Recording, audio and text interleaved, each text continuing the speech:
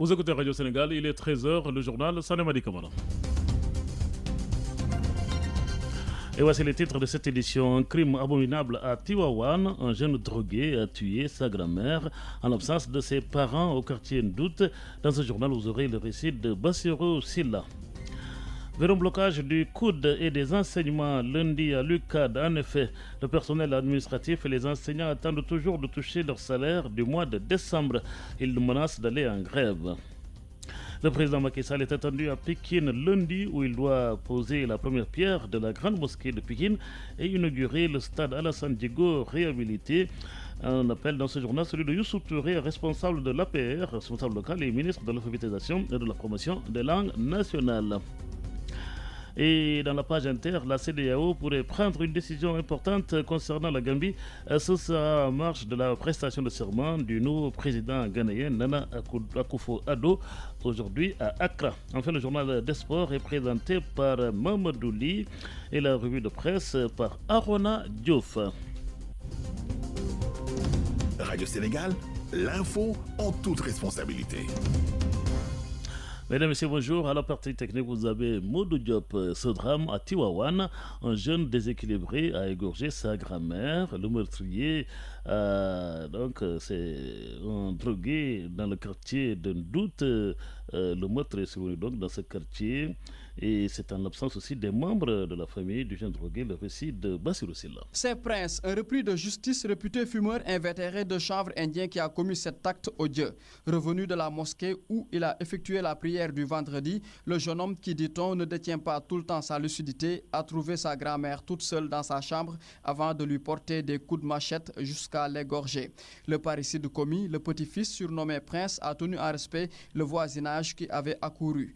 Voilà, Prince est passé à l'acte. Il a mis à exécution son plan d'ôter la vie à sa grand-mère, témoigne-t-on dans le quartier Ndout, qui a vu avec épouvante cette horreur. Prince a fait parler de son extrême cruauté dans la maison au moment où la quasi-totalité de sa famille était absente. Et ce n'est pas la première fois que Prince s'est attaqué à des membres de sa famille. Il a purgé une peine de prison pour avoir battu sa sœur et lui cassé le bras. Les chats ont été également ses cibles. Avant d'égorger la vieille dame, il en a bien tué ces derniers temps, dit-on. D'aucuns estiment qu'il a fini par plonger dans un état de démence. Bassirou Silla, Thiès, RTS. Le débat. Le débat, l'émission des partis politiques proposée par la radiodiffusion nationale. Le débat de ce samedi 7 janvier 2017 s'intéresse à deux sujets d'actualité. La modification du code électoral qui fait passer le nombre de députés de 150 à 165, dont 15 pour la diaspora. L'annonce du gouvernement de la reprise du Conseil des ministres délocalisé pour évaluer les réalisations. Pour discuter de ces sujets, Arona Gaye reçoit Alinar Ndiaye, membre du comité directeur et de la cellule de communication du PDS, Pape Mbaye, membre du secrétariat du comité central du PIT, Ousmane Faye, secrétaire général du PDS Djantbi Rénovation, coordonnateur du Front patriotique pour la défense de la République, et Boubacar Siguinessi, conseiller du président de la République, membre de l'APR. Je vous le disais dans les titres, vers donc du travail ce lundi à l'université Cheikh Anta Diop de Dakar. Enseignants et personnels administratifs dénoncent en effet le retard de salaire du mois de décembre. Ibrahim Dali Diouf, coordonnateur de l'USAS de l'université Cheikh Anta Diop, du syndicat SAS, voilà, donc est joint au téléphone par Arona Diouf. Nous n'avons pas encore perçu de salaire. Cela cause véritablement de sérieux problèmes. Si l'on sait que ailleurs les autres fonctionnaires et agents de l'État ont perçu leur salaire du mois de décembre bien avant les fêtes de fin d'année, ce qui leur a permis de toute façon de faire face aux différentes charges qui sont très nombreuses. Cela, nous n'avons pas eu cette chance-là. Nous n'avions rien dit, mais aujourd'hui, une semaine après la fin du mois, on se rend compte qu'on n'a toujours pas perçu nos salaires, ce que nous avons jugé quand même inadmissible. Et c'est un problème qui est récurrent au niveau de l'université.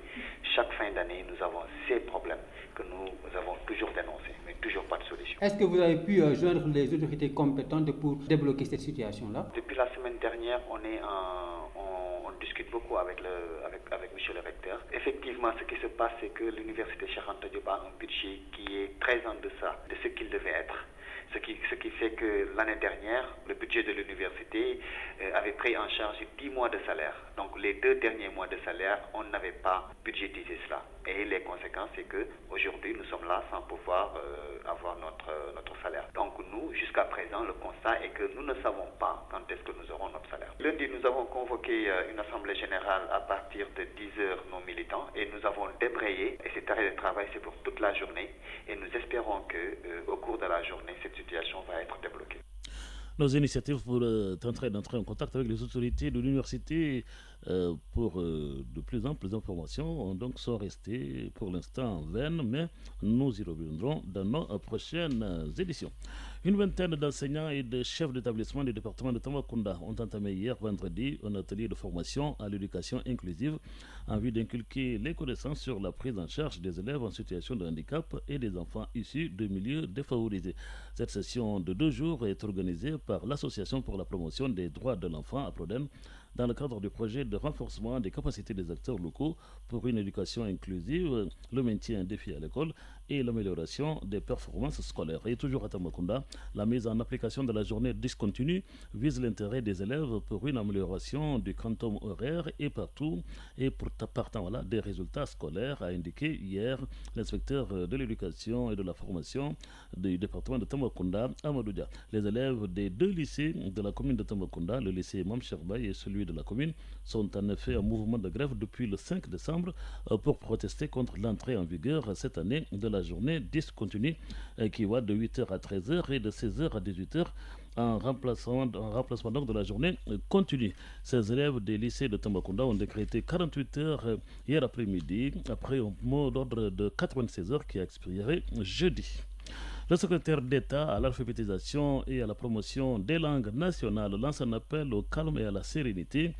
Et pour Youssou Touré, l'État comme l'opposition doivent taire leurs querelles et les invectives. Donc les querelles et les invectives.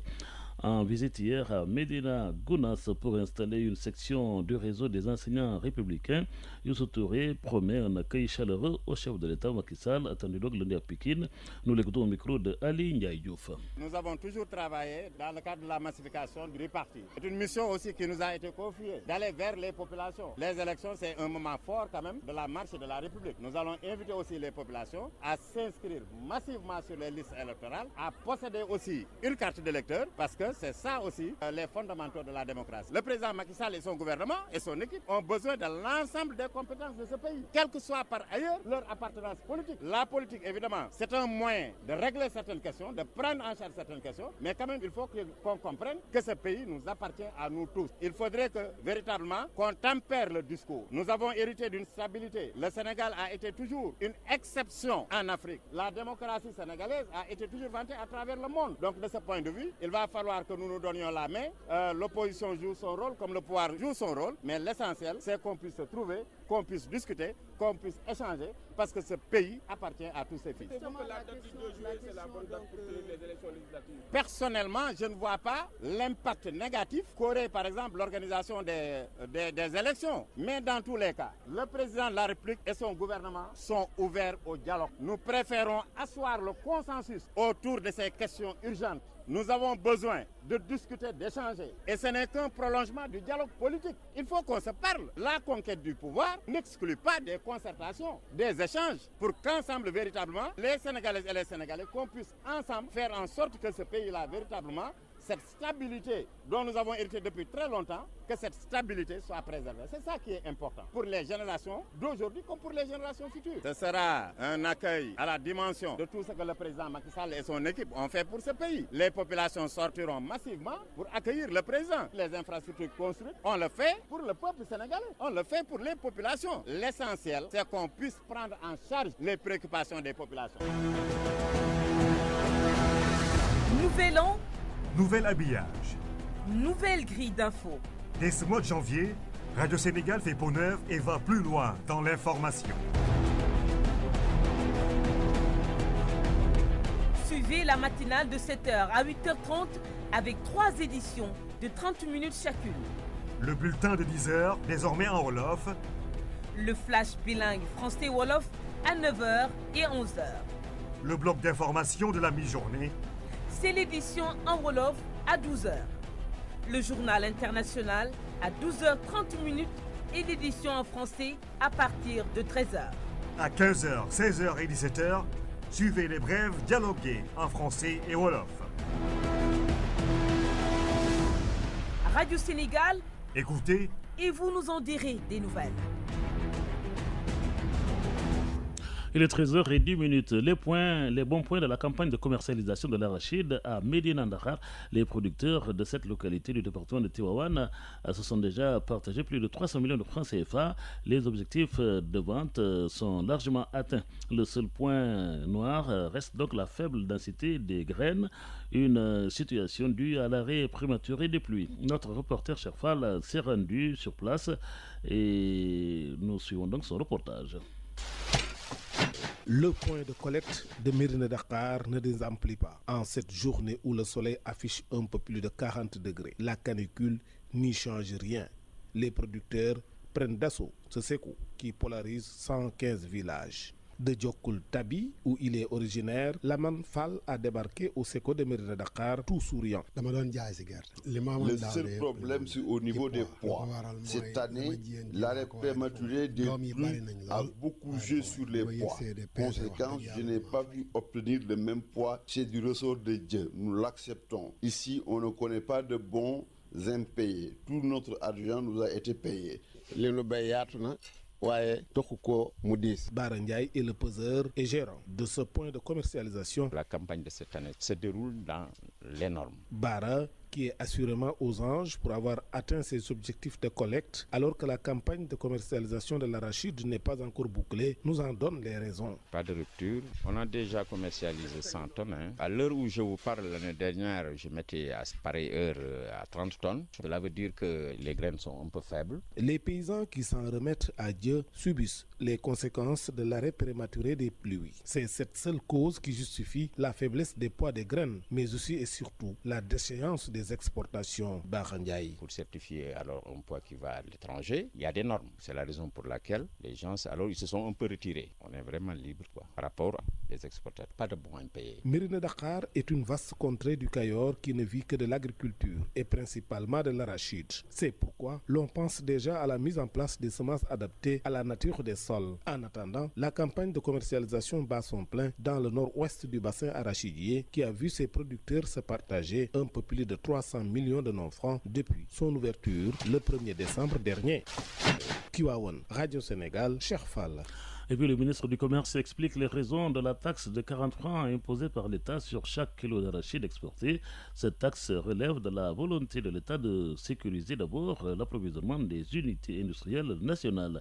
Le même mécanisme est déjà appliqué au sucre, à l'oignon et à la pomme de terre. Et cette option, poursuit le ministre du Commerce, va aider l'État à réduire la facture dédiée aux importations d'huile qui dépasse les 50 milliards de francs CFA chaque année. Alioune Sarr a donné ses explications à Kaolack où il était en tournée politique avec ses camarades de l'AFP. Je vous propose de l'écouter au micro de Daouda Laïbadiane. Le Sénégal consomme chaque année 150 000 tonnes d'huile importée de Malaisie ou importée de la Côte d'Ivoire qui fait le raffinement. C'est de l'huile de palme. Le Sénégal ne produit pas d'huile de palme. La question économique, c'est de se poser la question suivante. Est-il raisonnable que notre pays continue à importer 150 000 tonnes d'huile chaque année, ce qui grève notre balance commerciale, ou bien est-ce qu'il faut investir dans la production d'huile d'arachide, qui est une huile beaucoup plus saine, qui est également une huile qui permettrait à nos producteurs du Saloum de gagner davantage puisqu'on travaillera sur la chaîne de valeur. Vous avez vu que le gouvernement du Sénégal a pris la décision de reprendre la Sonacos. La Sonacos qui est un patrimoine national, le président Macky Sall l'a repris et aujourd'hui c'est une entreprise qui est gérée par l'État du Sénégal. Mais comment voulez-vous que nous puissions reprendre une compagnie industrielle? Et nous investissons chaque année des dizaines de milliards dans cette compagnie. Au même moment, nous voulons avoir l'autosuffisance en huile d'arachide pour permettre à nos producteurs de gagner davantage. Comment voulez-vous qu'on ne sécurise pas l'approvisionnement de ces unités industrielles? Ce que nous avons fait sur l'arachide, sur l'oignon, sur la pomme de terre, sur le sucre, mais c'est le même mécanisme aujourd'hui qui est déployé sur l'arachide. Nous avons une industrie qui est sur place. Nous devons donc mettre en place des dispositifs pour permettre de sécuriser l'approvisionnement de ces entreprises. Sinon, elles vont faire faillite. Donc je demande vraiment la compréhension de ces entreprises-là. Pour le dire simplement, ce qui a été retenu, c'est que d'abord, il y a une hausse du prix du kilo d'arachide, qui est une excellente nouvelle. Et en même temps, au lieu de laisser tout l'arachide être exporté sur le marché extérieur, permettre à nos unités industrielles de s'approvisionner et ensuite le reliquat sera exporté. Ils ont demandé à peu près 400 000 tonnes. Donc je pense que si nous permettons à ces unités industrielles d'avoir un approvisionnement conséquent, le reste pourra être exporté, comme cela se fait dans tous les autres produits du monde. Vous assurez d'abord votre autosuffisance avant de faire l'exportation. Parce que je rappelle que l'exportation, c'est le prolongement du marché intérieur. Donc si vous ne consommez pas votre produit, vous ne pouvez pas savoir quelle est la qualité de ce produit, même sur le marché extérieur. Donc je crois que vraiment, nous faisons un appel au patriotisme, à la solidarité entre les industriels, les producteurs et les consommateurs. 210 millions de francs CFA pour améliorer la santé de la mère, de l'enfant et de l'adolescent à Thiès. Et c'est un financement du programme USAID Santé. La lettre d'exécution a été signée au cours d'un service tenu à Thiès, nous dit Khadioum. Pour cette année 2017, le programme Santé USAID compte injecter 210 millions de nos francs dans le système sanitaire qui soit.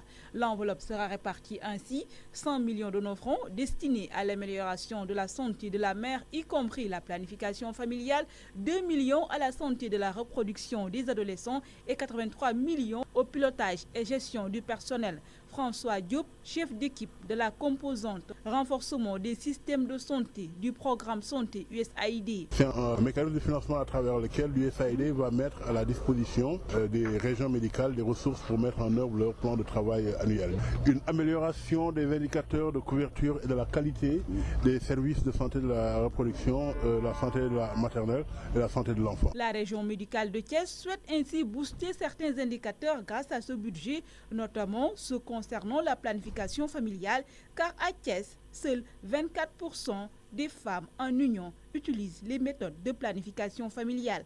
Dr Malik Ndiaye, médecin-chef de la région médicale de Thiès. Quand nous donnons au district sanitaire l'argent, ça devrait se ressentir sur les indicateurs. Ça veut dire qu'on devrait pouvoir diminuer la mortalité néonatale, diminuer la mortalité maternelle, donc avoir un impact sur la mortalité maternelle, diminuer la mortalité infantile et augmenter la couverture contraceptive chez les femmes en union. Par exemple, la contraception, Thiès, à la dernière enquête de 2015, est à peu près à 24%. Nous voulons, d'ici 2017, en tout cas arriver à plus de 45% de taux de couverture. Des médecins seront recrutés grâce à cette enveloppe, des blouses blanches qui vont ainsi renforcer le personnel sanitaire de la région, car actuellement, Thiès comptabilise 92 médecins, 260 infirmiers et 216 sages-femmes. Khadioum Thiès, Radio Sénégal. Le monde bouge et vous devez le savoir. C'est pourquoi Radio Sénégal vous tient informé des faits, gestes et paroles qui impactent la marche du monde. C'est géo, c'est politique et c'est international. À 13h18, la page inter de ce journal. Et nous commençons par cette campagne du professeur Bathily dans le cadre donc de l'élection du président de la Commission de l'Union africaine. Donc cette tournée, et c'est le professeur Bathily, comme je le disais, qui a rencontré les chefs d'État ivoiriens Alassane Dramane Ouattara à Abidjan et guinéen Alpha Condé à Conakry. Une décision majeure sera prise ce week-end à Accra sur la crise en Gambie, annonce faite hier par la présidence du Nigeria. À Louga, en marge de la Ziara omarienne, le chef de l'État, le président Macky Sall, a appelé hier Yaya Jammeh à céder le pouvoir dans la paix, comme l'a fait le président ghanéen John Dramani après sa défaite face à Nana Akufo-Addo, qui d'ailleurs sera installé ce samedi au cours de sa prestation de serment en présence de plusieurs chefs d'État de la CEDEAO. En Guinée-Conakry, le collectif des partis de l'opposition suspend sa participation aux travaux du comité de suivi de l'application de l'accord signé avec le gouvernement le 12 octobre dernier. Ce collectif dénonce ce qu'il appelle une violation de l'accord par le camp présidentiel. Et une mutinerie de l'armée en Côte d'Ivoire s'est étendue à Abidjan, la capitale économique du pays. Des coups de feu ont été entendus à l'intérieur d'un camp militaire à la périphérie de la ville. Les militaires seraient même sortis de la caserne pour bloquer la circulation. Le ministre de la Défense, Alain Richard Donnoyer, donc, devait rencontrer les mutins à Bouaké. Quant au président Alassane Ouattara, il a lui-même tenu une réunion de crise avec les responsables de l'armée pour évoquer ces arriérés de soldes qui réclament les mutins. Radio Sénégal est au Gabon et vous y êtes. La CAN 2017 vient chez vous grâce à nos ondes. Du 14 janvier au 5 février, vous aurez tout sur la Coupe d'Afrique des Nations de football, L'équipe de Radio Sénégal sera avec les Lions du foot pour tout vous dire. Alors la CAN Gabon 2007, là où le ton sera donné dans quelques jours, mais en attendant, c'est le journal que nous présentons directement au Deli. Sané Camara, bonjour. Nous sommes exactement à une semaine du début de cette CAN 2017. Ce sera donc au Gabon. Les équipes nationales présentes à ce rendez-vous de janvier et février se préparent. Les Lions ont effectué hier leur premier galop d'entraînement en terre congolaise. Le Sénégal, en route pour la CAN 2017 au Gabon, affronte demain dimanche un match amical. La Libye, ce sera à Brazzaville.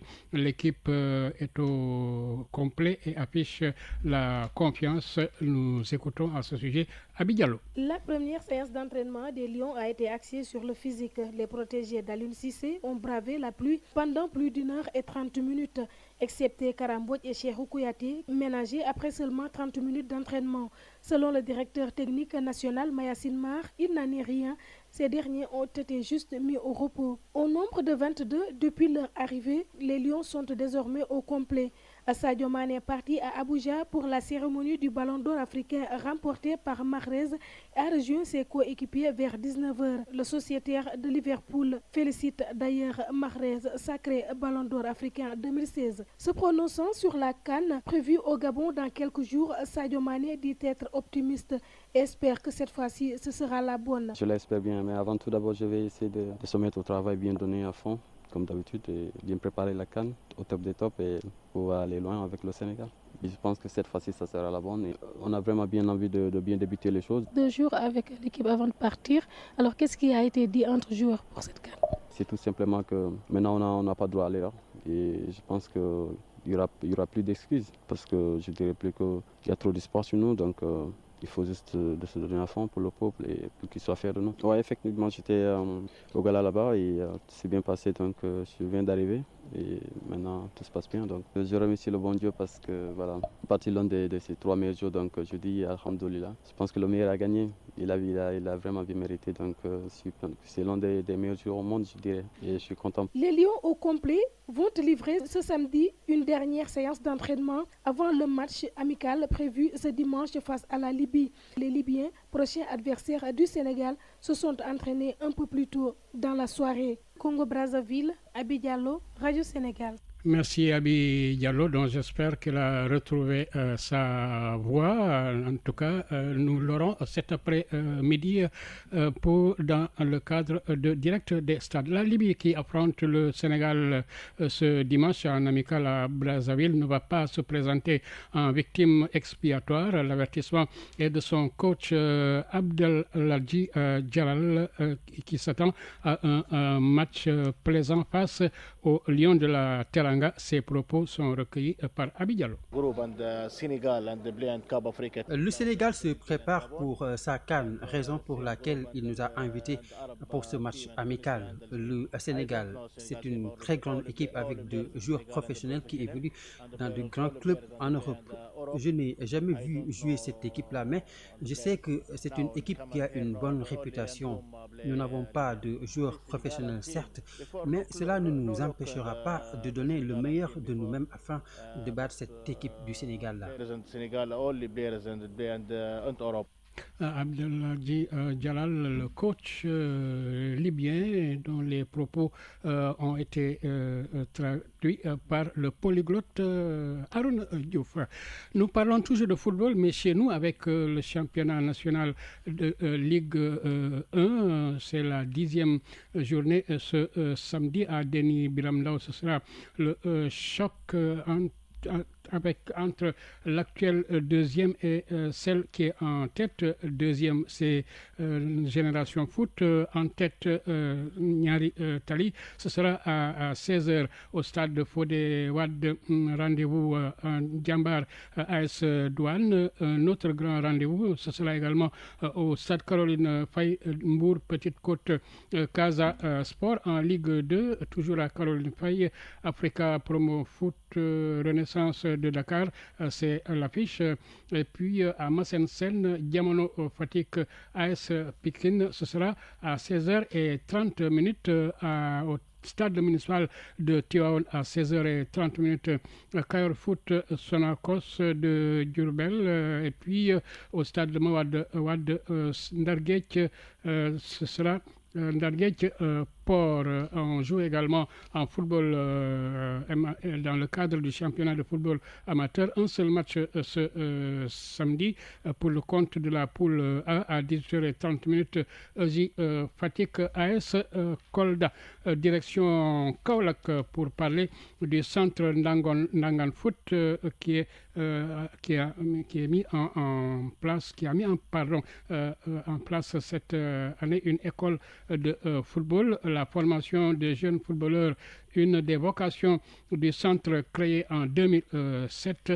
Elhadj Kane, RTS Kaolack. Ndangan Foot Center, créé en 2007 par un groupe d'amis, a tendance à former de jeunes talents. Le président Fodé Touré, ancien international du Mbossé de Kaolack, en passant par le Jaraaf de Dakar et de la Gendarme. Ndangan Foot Center, c'est un centre de formation qu'on a créé en 2007 en compagnie de deux amis, Mamadou Jaraaf Maron et Mamadou Lamine Thiaré. Le but du centre, c'est d'aider les jeunes Kaolackois qui ont du talent et qui veulent éclore dans le milieu footballistique. Chaque saison, le centre prête des joueurs à l'AS Saloum et au Kaolack Football Club afin de monnayer le talent. Si tu deviens senior à temps plein, on préfère t'orienter dans les équipes civiles comme l'AS Saloum, Kaolack FC, les équipes de championnat qui sont intéressées en nos pensionnaires. Pour l'AS Saloum, on les a remis cette année 5 à 6 jours et à Kaolack FC 1 jour. Une nouveauté cette année avec la mise en place d'une école de football, selon Fodé Touré, le président. C'est-à-dire les enfants qui ont 5 ans, 6 ans, 7 ans. C'est la pépinière parce que les parents ils nous interpellent pour nous demander d'ouvrir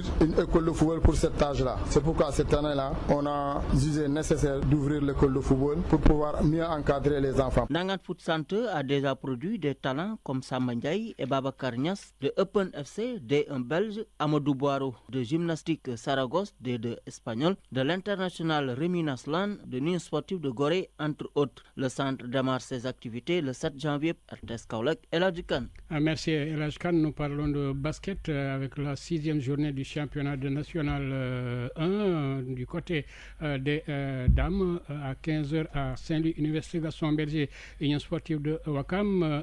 Du côté des hommes à messieurs, donc toujours ce samedi à 17h30 Rail Mermoz à Saint-Louis, 15h Université Gaston Berger, Union sportive de Ouakam. Double rencontre donc du côté de Thiès, ASC Thiès Sibac à Saint-Louis à 16h30.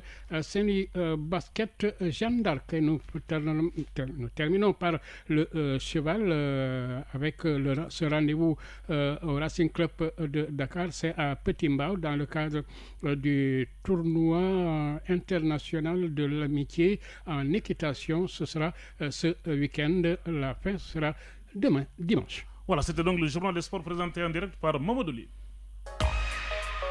Radio Sénégal, la revue de presse. La revue de presse est présentée par Arona Diouf. Affaire du saccage des locaux du Parti socialiste Bamba Fall et compagnie qui font l'objet d'un troisième retour de parquet à la une de la presse. Et justement, les journées se suivent et se ressemblent, écrit Le Soleil pour Bamba Fall et compagnie. Des socialistes qui n'ont toujours pas été édifiés sur leur sort après 3 jours de garde à vue à la police. Bamba Fall et compagnie. Ce week-end donc au commissariat central. Le suspense reprend, le quotidien se poursuit pour ces socialistes. Troisième retour de parquet pour le commando du PS. Les minutes d'une inculpation ratée dans les colonnes de l'Observateur de ce week-end. Vox Populi également qui donne les raisons d'un troisième retour de parquet dans cette affaire des incidents de la maison du Parti socialiste. Nous apprend que les avocats de Bamba Fall et compagnie ont bloqué le doyen des juges, Maître Elhadji Diouf, et ses confrères, explique le journal, qui ont voulu marquer le coup face au refus du magistrat instructeur heure d'examiner le requête de mise en liberté provisoire des proches de Khalifa Sall, Bamba Fall et compagnie. Donc ce week-end au commissariat central, Ahmed Diouf a reboussé la tribune de prédire alors le pire pour ces socialistes. Et d'ailleurs, c'est une aberration judiciaire de l'appareil judiciaire qui exerce, fustige le quotidien, une torture indicible sur les justiciables. Cet exil forcé de Bamba Fall et compagnie, regrette sucre salé du journal. Exil forcé qui se poursuit loin des crasseuses cellules de la police. Les magistrats, cela coule douce de façon magistrale chez cette crise au sein du Parti socialiste, analysée par Enquête Quotidien. Ce duel fratricide entretenu par Ousmane Tanor Dieng et Khalifa Sall, une bataille qui est restée jusqu'ici politique, bataille qui a glissé depuis avant-hier dans le domaine judiciaire, atteignant du coup un point de non-retour qui ne sera pas sans conséquence sur la marche du Parti socialiste, notamment sur son unité et sa cohésion, explique Hassan Baye. Quel gâchis, s'exclame alors la tribune, pour qui avoir ce que le parti de Colobane était, ce qu'il aurait pu devenir. Force est de constater, indique El Hassan Sall, que ceux qui président aux destinées de cette formation politique, Ousmane Tanor Dieng au premier chef, ont tout bonnement bradé l'héritage de Senghor, un Senghor fervent partisan du dialogue qui aimait à dire que le Sénégal est un pays de dialogue. Et à chaque secousse, disait Jacques Dufresne, je le cite, Senghor sait prendre le vent sans précipitation, accompagner le mouvement. Et puis la presse qui évoque cette visite hier du président de la République chez le khalife général de la famille omarienne, une visite avec beaucoup de bonnes nouvelles pour les populations de l'île à Morphil, informe Le Soleil. 99 milliards par exemple annoncés pour désenclaver Podor avec cette route qui relie Alwar, Demet, Cascas, Saldé, Guy, une vieille doléance qui va bientôt voir le jour. Voilà, c'était la revue de presse présentée par Arona Diouf et qui me fait à cette édition, présentée par Sané Madi Kamara, à la partie technique Modou Diop et Djekdem Diouf, au centre modération Sidi Nassau, dans le studio A, il y avait Marianne Ndiaye et à la réalisation Arona Diouf. Vous avez rendu avec l'information tout à l'heure, à 15h, dans l'information bref, et puis à 19h le journal, mais tout de suite vous allez voir le débat politique de la rédaction présenté par Arona Gaïa.